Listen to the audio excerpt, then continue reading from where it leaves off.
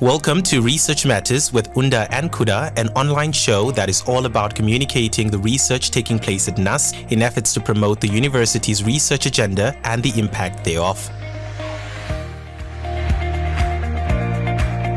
Welcome to another episode of Research Matters with Unda and Kuda, another episode where we can dissect on the matters that are important in terms of research and innovation. Now, of course, I'm not alone. I'm in studio with my lovely co-host, Kuda Brandt, and of course, we'll be taking you through another classic Research Matters episode.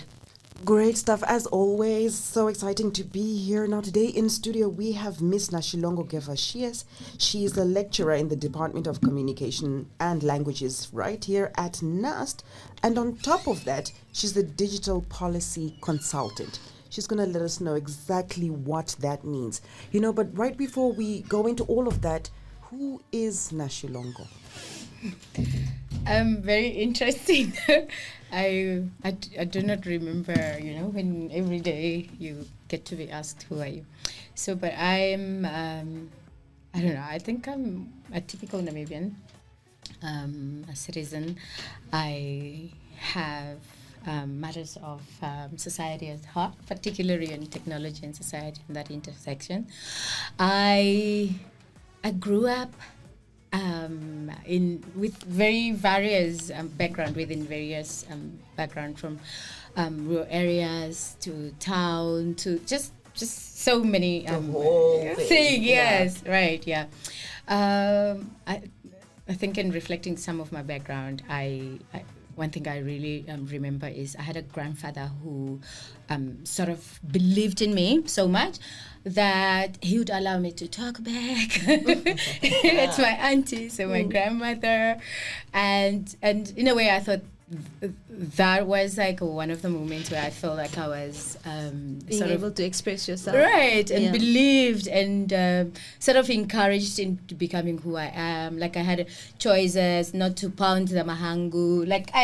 You were you. Yeah, right. Unapologetically. Right, yeah. Growing up, I also had like a community of teachers, community of mothers within the many communities that I grew up in who believed in me, who mothered me, who sort of nurtured me into the person that I am today. Of course, I studied journalism here at NUST and communication technology some months ago, and so I'm happy to be back and being a lecturer here and teaching, co-teaching in the same department. I thought NUST, or not just thought, I know that NUST is a good place. I learned so much here. I had, again, affirming lecturers who involved us in so many opportunities that we also use those opportunities to grow ourselves. I worked in the media industry for a lot of years. Worked for the Namibian Broadcasting Corporation, where I was a producer, senior producer, and by the time I left, I was the assistant executive producer in an acting capacity, as like an assistant editor or editor. My interests have always been online issues or digital issues to a certain extent. Really try to teach people or platforms or wherever I am, really just providing that there's so much avenue, particularly on technology, and that you can reach so many people, that this is a platform, an alternative platform, particularly for mainstream media to engage with people. And really. All right, maybe then we can look at your research interests, which then include data governance, data justice, digital policy, and issues of inclusion. Maybe you can dive into that a little bit for some of us who are just wondering, what is this, data justice, for instance? Where does that term come from, and what does it really involve? I have this big or maybe very wide interest in technology issues, and data being the driver of technology and connectivity. So the concept of data justice really comes around technology justice, or what we call tech and justice, technology and justice, really affirming the rights of producers of content, producers of data that shapes our connections online, and sort of placing that right or the ownership with the producers of the data, and making sure that whenever such data is being used, that it is used in an accountable manner, that it is used with the owner's consent, at least to some extent, and that it cannot be used in a manipulative way that it puts the users or the generators of that data in negative way, so to say, right? So in a way, the concept of data justice really applies to striking a balance between the users of the data, but also the producers of the data, right? The producers being the everyday person or institutions, but also you users being the processors, who could be institutions, who could be government, who could be platforms, in making sure that when they're using that data, it's done or it is being used in a transparent way. And yes. Yeah, sure. Yes, and from an inclusion point is really really looking at it again from a rights-based aspect of technology, that as we enjoy, I think me and you have this many ways of accessibility to the internet or to technology, that we should not be forgetting other people that are not in every way included in technology engagement. Right, so we know that there's barrier to data access or to inclusion and technology. Right, there's issues of prices of devices, prices of the data that we use to connect. There's also so many other added issues, literacy issues, right, to technology. There's so many issues to infrastructure issues that is beyond me and you or the institution, for instance, that connects us. So there's so many of those issues. So my work or my research has always really been around throughout the process of particularly policy engagement or policy formation. Are we talking to everybody and making sure that they play their role to make sure that the gap to connectivity is as small as possible, is non-existent as possible, to making sure that everybody benefit from connectivity, right? We believe that, personally I believe, and I think what shapes my research is that technology is a tool, or the internet rather, is a tool that has the potential of developing people. Yeah, right? Absolutely. Right. Yeah. And especially when you speak about data inclusion, issues of inclusion and so forth, in your personal opinion, especially with the digital divide, you know, there are people who really can't even don't even know what data is actually, because it's so far and it's so out of reach. What would you say, how can we just do better? Just your own insights, what you've seen in that space. All right. So from an inclusion point, we finding out. So perhaps there's a different ways we contextualize issues of data within an inclusion, right? First of all, we're trying to find out if you and I have to research today about people with disability, and we just need that data to inform policy or to just to inform even our everyday policies here at the university, right? To find out how many people of disability access our university every day, right? Maybe for a period of time, 5 years, all right? What sort of digital devices do they use, right? We know that, for instance, they would use additional to technology. You and I, we go into a shop, we buy a device, that's a standard price, 3,000, 5,000, 6,000, right? A person that lives with disability would need to buy extra additions onto it. For instance, screen readers, just any other, like there's a keyboard that is in braille, so that they're able to be more comfortable executing certain tasks. Right. So, for instance, from a user perspective, that data is largely not available, not just in Namibia. That is, I think we've done some research with other colleagues on the African region, that such data is not available, but also our policies, because maybe because of where we are in technology, our policies have not become so responsive responsive enough throughout the continent to make sure to prioritize inclusion issues from people that lives with disability, for instance. So just that's just one of the aspect that you could use. You could look at inclusion from that perspective. The other perspective would also be what do the people that lives from a user perspective again, the people that lives with disability, do they have access to everyday data that we use? For instance, say if it's in governing issues or I don't know, even academic research that is easily accessible to them, that does not comes at an extra additional burden to them to use for whatever that they need to do. So there's so many of those things that so many layers to now digital I'm going inclusion. to just ask you now. I know some time back there was a fourth industrial revolution task force that was appointed by the then late president Dr. Hage Geingob, and so he appointed 4IR task force, which I also know included our vice chancellor on board. Right. And you were one of the members of this task force. What was it all about? Firstly, before we even get to the nitty-gritty, how did you feel when you were chosen, knowing that the head of state has picked me? Yeah, well, no pressure. Yeah, thank you.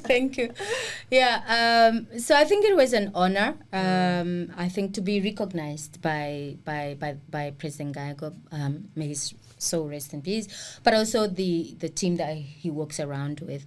I think I've always reflected in many of the platforms that I've engaged that I believe that the establishment of that task force by the heads of state was possibly the biggest statement that we have made as a country in terms of how we are recognizing technology and its role in shaping our society. So that's broadly from that. Yes. So, but I felt recognized. I mean, I've done so much work, or I believe I've done at least my bit. Yes, I played my part in raising awareness about technology. Not just that it can empower people, it can elevate humankind, but also raising awareness about the dangers that lurks or is available or happens when people are connected, right? So the 4IR task force obviously consisted of 8 individuals, 6 were Namibians, and I think also speaks. I mean, the constitution of those people I thought was very intentional and also spoke to the president's message of inclusion. Yes. Now that he has passed on, I was just looking at it like.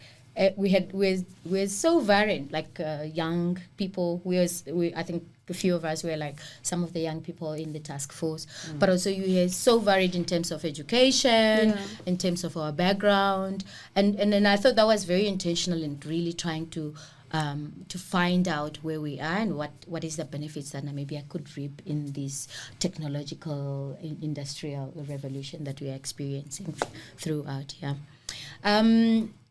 So the 4IR task force, as I've mentioned, was really set up or established to assess Namibia's positions in terms of our what we can benefit or our benefit, really positions within the fourth industrial revolution. Yeah. So we know what the fourth industrial revolution is, and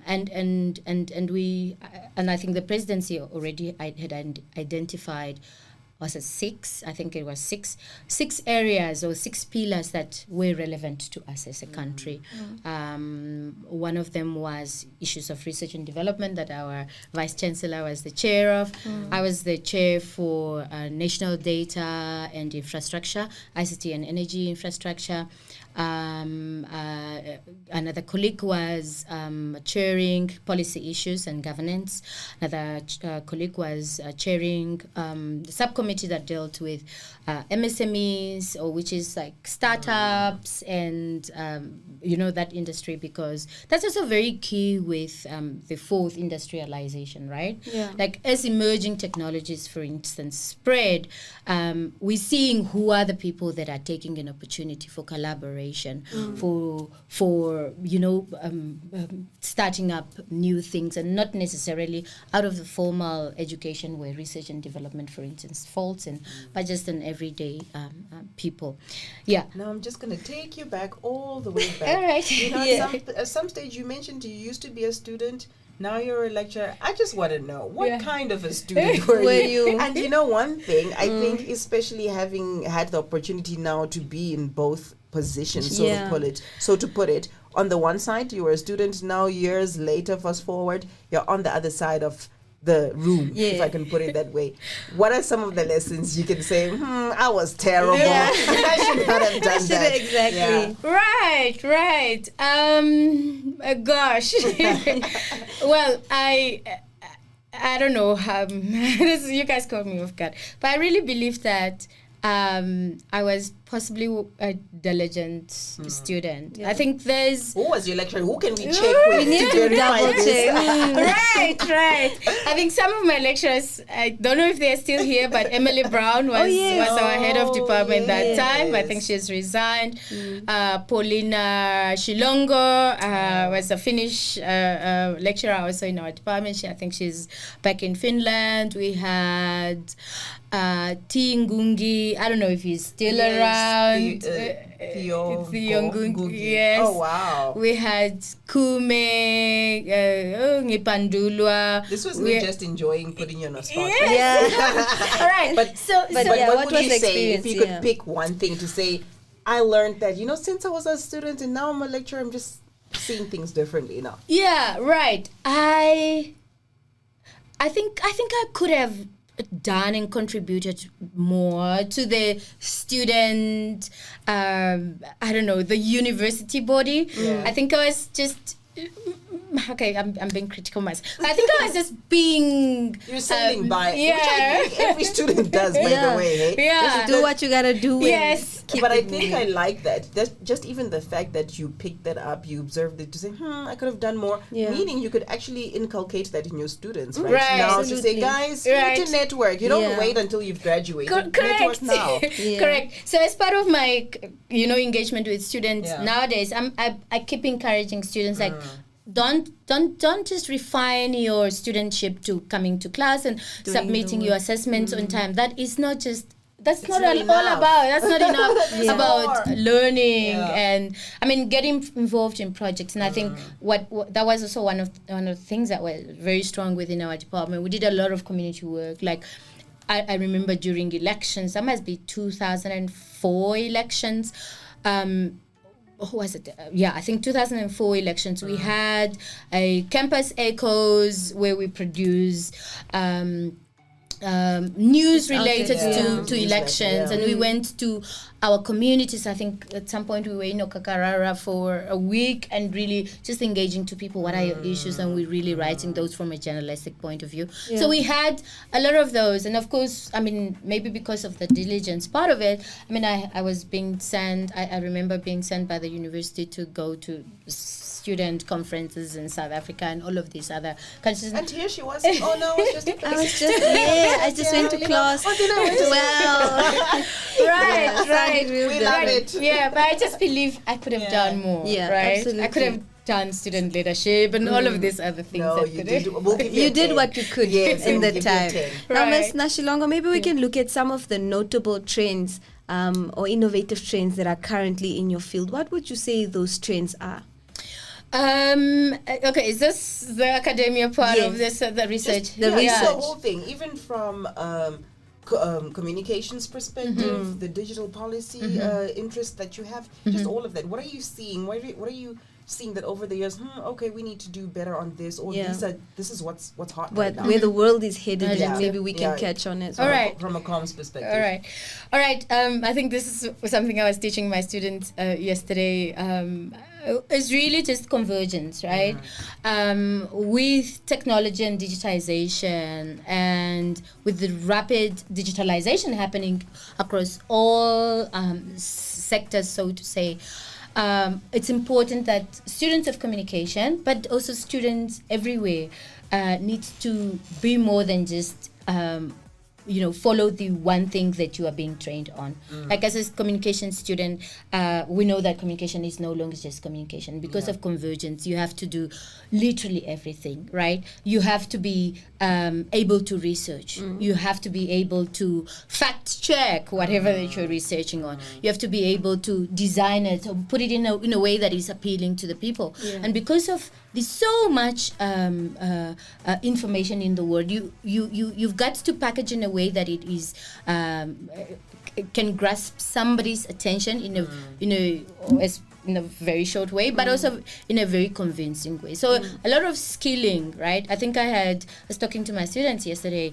Students are coming from a different field and they're coming to study. They have to do bridging courses because they believe that they could have a degree in communications, right? Real estate agent and all of these things, because they believe they believe that by coming back to communication, they can be taught how to design things, right? Digital art and design, for instance, that they can be communicating better on social media as they market homes and whatever products that they sell online. So a lot of reskilling, a lot of upskilling. I think of course there's other ones, critical thinking, public speaking, just amongst others. But I think there's a huge trend, and possibly the next frontier in the 4IR is really reskilling and upskilling yourself as a whatever professional you are. Whether you work in the nurse or in the bank, you really need to acquire these new skills that are relevant in the fourth industrial or like in the new means of communication. The market really requires one to be multi-skilled. You Correct. cannot just have one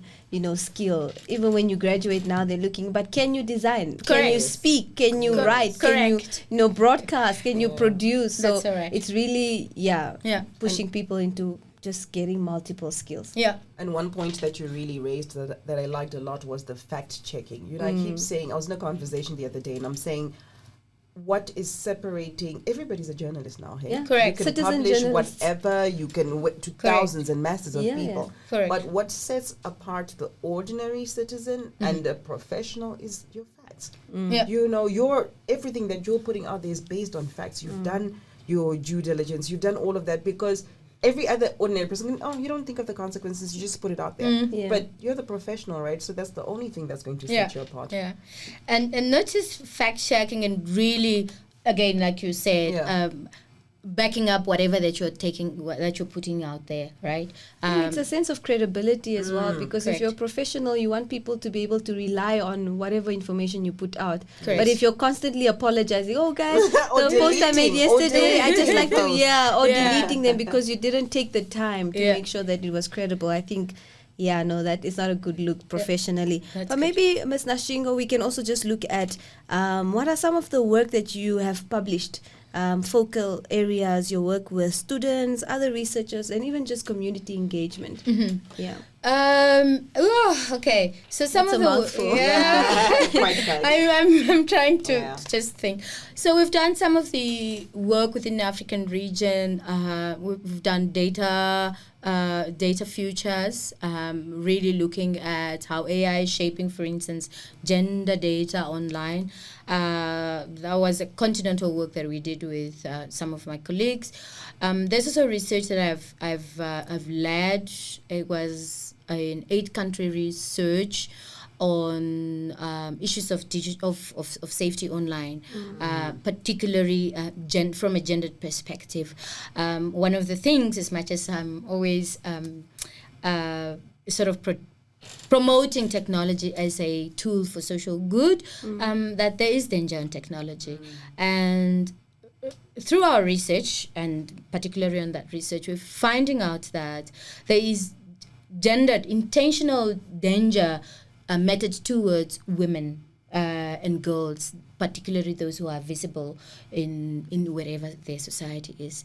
And so we're seeing that obviously being a weapon that is being used against women, particularly as we see that from a global perspective, we've seen that gender equality has been sort of, SDG number 5, really the word pushing that women ought to be, just as equal or must be as sort of empowered as developed. men are. Yes, Yeah. right. But we're seeing that online, the violence that is happening online through the many ways that is taking place is really sort of taking all that development that has been offline.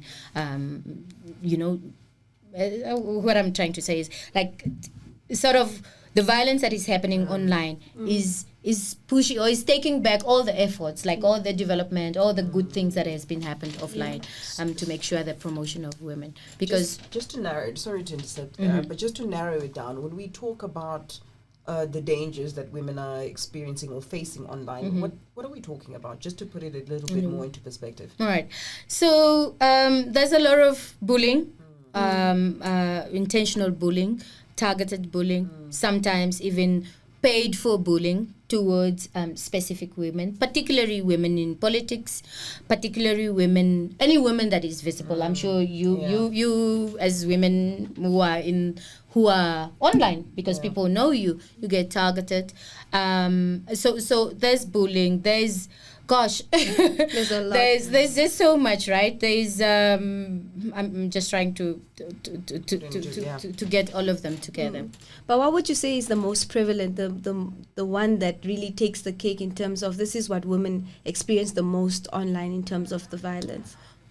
It's the bullying. The bullying. It's really the bullying. One thing I'm picking up as you're speaking is to say, things that actually also happen in real life. It's just been transferred to online. Right. Now what makes it worse, obviously, what amplifies is it. You've got a massive audience, and it just goes out into the world. So I think, probably. That's right. Yeah. That's right. So the online space, again, like you're saying, is really amplify whatever happens offline, right? It's not like these are not the things that happens online. But perhaps in person, it's very difficult to have 100 people coming to you and say, oh, you're so ugly, or it's also you don't difficult speak so well, right? Yeah. But online, because of the anonymity that offers, you can't hold anyone accountable, right? Truly. And people are becoming so bold. People's names are up there, and they're still terrible. Right, right. But again, I think the most thing that we have been always advocating for has, from the research perspective, is really that our policies catch up with that. That they make provisions for protections. That if I identify you as one of my bullies online, I should be able to go to the police. But it's really, I mean, the challenges with the bullying online, and I must also say that as much as it is targeted towards women and girls, there's also some level that the bullying is meted towards men, right? Absolutely. And so, but again, it's so many levels, not just policy issues. It's capacity building, for instance, of the police officials, right? In many of the cultural changes, patriarchy society, right? It's just so many things. But that's some of the areas that we've been working on. Some of the others has been on issues of digital inclusion, like just broadly, what is in place, for instance, to make sure that our education is inclusive of digitization, what is happening within the health sector, what is happening with the funding for making sure that technology is available. As you know, for instance, in Namibia, we have 53% of the people have access to the internet. So the question we're asking is, so what happens to the other 47, right? We can say that the other 47 have internet, but have access to the internet, or at least some level of accessibility, right? But what sort of accessibility that can empower them? Can they go to school using that, right? If we have a student, for instance, who is not able to be on campus and they are in the Kunene region, do they have internet that is strong enough for them to be following, right, their courses? I mean, we're going into a midterm break right now, and we're seeing students going back home, for instance. are they able to submit their assessment from, Okakarara or Puo, Kamatapati, wherever they are during the period? And it's not because they do not have data, right? It's the quality of data that is available there, right? Why are we only having 4G or fourth generation of technology in isolated places? Well, maybe, yes, it's cost to the service providers, right? And we all know that service providers would invest where they're able to get their money on. Exactly. But what are the other alternatives, right? What are our universities doing? What is, as an academia, are we producing that kind of knowledge to compel, for instance, this universal service fund that is supposed to be in place and provide for infrastructures for making sure that students at my grandmother's village can go into a lab, for instance. Yeah. Schools like, in Elua, I think that's a special schools in the north that have children that are blind and deaf, are able to buy their technological devices, not at 40,000, but at least maybe at 10,000 because they've got, because they're subsidized by a special fund, for instance. Yeah. So it's really, those are my sort of areas of interest to making sure that there's equitable access to technology. As much as there's danger, there is so much opportunities to humanity. Now, for this podcast, our tagline or our slogan, sort of put it, or our theme rather, is data the new oil. Yeah. Now, I know normally when we use that term, we're talking about data in terms of statistics and, because that's also quite a thing. Yeah. But if we were to just remix it a bit, if I can put it that way, talk about the actual data, data to use the internet and everything, if you had to answer this question, would you say data is the new oil? Well, the concept of the data being an oil is used from a lot of perspective. One is from a process perspective. Yeah. So, for instance, government wants to find out right now how many of our graduates here at NUST have been employed? Have been employed, for instance, right? Yeah. That's always a thing. Right. Have been employed. Yeah. It's really to find out, okay, we have the data, right? Yeah. If I get into my system as a lecturer, for instance, I have access to whoever that I'm linked to, right? So it's really the refining of such data, right? I think this is where the oil aspect is. Because oil is the thing. Yeah. Right. Because once you have that data of, these are the, NUST has produced, I don't know, 1 million graduates over the last year, since establishment, right? Where are they, right? So having that data and being able to simplify it to answer to a lot of issues, such as unemployment, right? Such as to find out, okay, how many of them have actually gone into engineering, right? How many of them have gone there and come out, right? And it informs policies and so forth. Right, and answer to developmental issues. And really, I think that's where the concept of data comes from. So one of the aspects, for instance, maybe that speaks more to this data being then and the oil is, some of the research that I've done is on the concept of open data, right? For instance, that data that is accrued through public funding, like our data that we have at NUST, because we are a public institution, all the data that we have, we could only get it because government has funded us. But also think about the other data, such as the data that the Ministry of Works and Transport has through Roads Authority from registration of licenses or the registration of vehicles.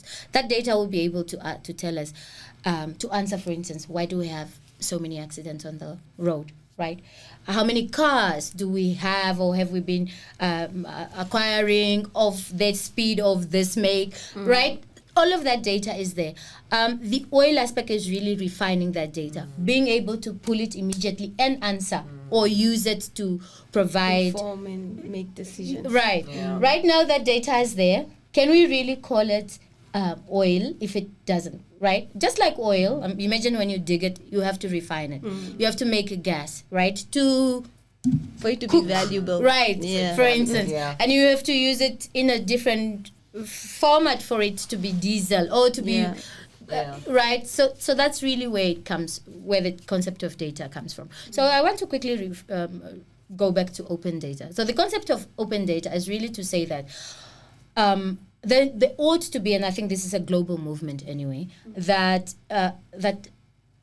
public funded data should be made accessible in a way that it can be used by entrepreneurs, for instance, to be able to solve problems, to be able to produce application that can answer literally anything, right? If the Ministry of Environment is able to tell us these are all the data that we have about how many people comes to Namibia for tourism, right? A person like an entrepreneur or data entrepreneur should be able to build the data. Okay, I need to build an app that when a tourist come in Namibia, they click on it, they exactly see which are the most famous places, because that is based on data. It's, again, maybe in coming back to the answer, is really to say, how do we use that data, right? How is it refinable? Is it accessible enough for it to be used for answering this or answering this and answering that? But most importantly, to build something out of it that benefits people. So we're not talking data to charge your phone. Absolutely not. Wait. Okay, no. It isn't. But also from a user perspective, for instance, is again the data that we use platforms. For instance, a platform we see platforms are using. For instance, right? You're seeing that you are target advertised, right? What are some of the things? I'm a news consumer. So, for instance, on Facebook, what is thrown to me is the Washington Post. Right? The data that shapes the algorithm. They are able to say, in Namibia, there's this population that consumes or that wants to listen to international news, for instance. Or I think the most a famous one that my students always comes up is Alibaba target advertisement, right? They see, okay, there's so many Namibians, Googling or searching about Alibaba. Again, those are data that we don't see it being collected, but from an algorithm perspective, just so you know, Facebook already know how many users are in Namibia, how many female, how many males, what are they doing on social media, how many are. And again, that's also from a data perspective. And again, that can also be used by an everyday person. And I think that's when it is the oil. When you are able to target, when you are able to sell your product, when you are able to use that kind of information to do something other than what it is there for. Now, if you close your eyes and think of the future, what do you see? What would you want Namibia to be like? That's a very good one. I would like a Namibia that is so digital literate. I think everything starts from literacy, right? If I know my rights online, if I would understand better what your rights are, right? If I understand the opportunities that lies online, right? It will help me better to be intentional about my time that I spend online. Right? If I am educated about the kind of content that the online platforms can offer me, I will make better decision, right? I'll be better informed in terms of understanding if this data is intelligible, like if this data is legitimate, should I interact with, or should I rather be engaging with, I don't know, this friend in China who together we can build applications, or we can do research together, that we can come up with other solutions that, maybe answers my societal issues and their societal issues. So I think a lot of our efforts, as much as we have many of the challenges related to infrastructure, related to cost of technology, a lot of our effort, I think, needs to go to digital literacy. Digital literacy. And because once people are educated, we do better when we know better, right? It's really the point of departure. Right. Like literacy is the point of departure. I think everything starts with literacy. when we have dealt with issues of literacy, you'll see less people going and commenting about how fat I look or how bad I look, and they'll be like, okay, ma'am, actually that color doesn't look good on you. I put a palette or color palette for you. Right? A lot of research, like solution based conversation. Yes. Correct. Yeah. And even with the kind of information that is brought to us, I think with literacy, it will make people think, even from a news perspective, why are you giving me this information? Yeah. What do I do with it? Can I offer it a different perspective? Yes, I see what you're doing, but this is actually what is happening with community. Maybe that's, do you understand? I really think that everything starts with literacy. All right. I think that would be a great start to having a great world where people are just cognizant of how they communicate, and just like Kuda said, intelligent conversations can be had that are going to be fruitful and have solutions to actual issues. But that obviously brings us to the end of our very, very insightful conversation. I think we can talk for days and months to come. But of course, we have to wrap it up at this juncture. But don't forget, you can check out all our episodes of Research Matters with Unda and Kuda by following the Research, Innovation and Partnership pages that is on NUST Facebook and LinkedIn, as well as the NUST FM Facebook page and Instagram. Our podcasts are live on YouTube, so you can head over there and make sure you catch up on all the episodes that we've had and this amazing one that we have just concluded. But with that, it is a wrap. And Kuda, it's always a pleasure to have you here, my co-host, and we'll see you again next time right here on Research Matters.